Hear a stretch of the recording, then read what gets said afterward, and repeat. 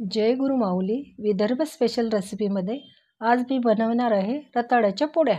विदर्भमधील उन्हाळ्यातील खास जेवणाचा बेत। हे रताळे मी स्वच्छ धुवून घेतले।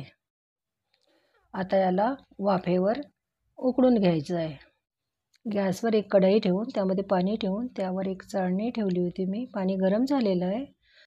चाळणीवर आता मी हे रताळे ठेवून घेत आहे सगळे आणि वरून एक झाकण ठेवत आहे। रताळे पूर्ण नरम व्हायला साधारण 20 मिनिट लागतात। 20 मिनिटानंतर मी बघून घेते, छान नरम झालेले आहेत ते। आता मी ते काढून घेते। छान मऊ शिजलेले आहेत।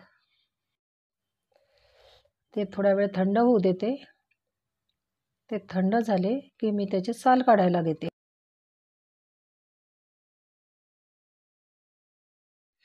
थंड झालं की ते व्यवस्थित साल निघतात।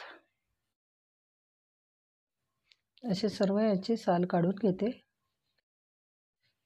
सर्व साल काढून झाले की त्याला मॅशरने मॅश करते। मॅश केलं की त्याला ते मऊ आणखी मऊ होतात, गाठी वगैरे त्याच्यात राहत नाही। पूर्ण मॅश करून घेतलं की त्यामध्ये अर्धा चमचा इलायची पावडर, अर्धी वाटी गूळ घेत आहे त्याच्यामध्ये मी सध्या। किसलेला गूळ घेते। किसलेला गूळ घेतला की गुळाचे खडे त्यामध्ये राहत नाहीत।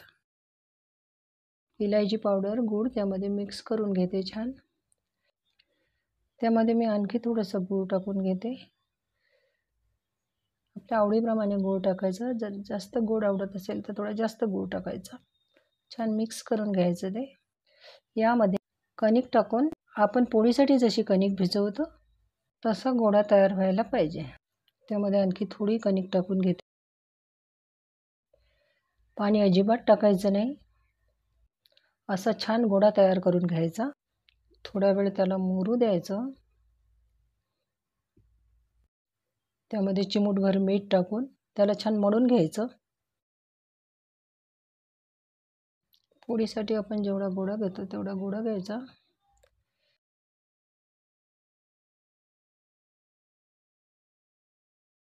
घडीची पोळी आपण जसं करतो तसं त्याला तूप लावून घ्यायचं। मी याला रताळ्याची पोळी असल्यामुळे मी त्याला तूप लावत आहे। साजूक तूप लावून घेते मी त्याला।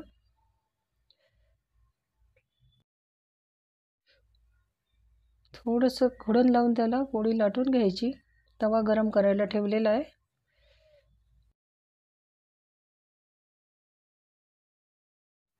तवा गरम झालेला आहे। त्यावर साजूक तूप टाकून घेते। पोळी टाकून घेते। साजूक तूप टाकून घेते।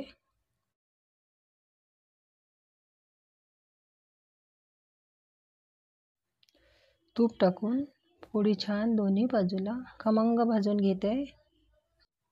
रताळ्याची पोळी म्हटली की तूप भरपूर पाहिजे त्याला। भरपूर तूप लावलेली मऊसूत लुसलुशीत झाली पोळी तयार। आणखी एक पोळी करून दाखवते। दुसरी पोळी तव्यावर टाकून घेते।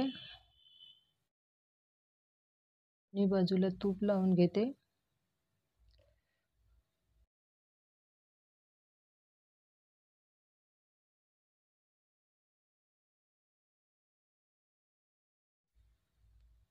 ही झाली आपली पोळी तयार। दोन्ही बाजूला छान खमंग भाजल्या गेलेली आहे। काढून घेते आता। छान आंब्याचा रस, त्यावर भरपूर तूप,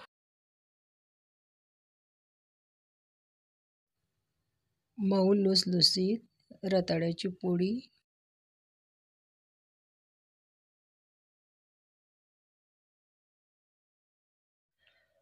त्यावर छान साजूक घरचं तूप।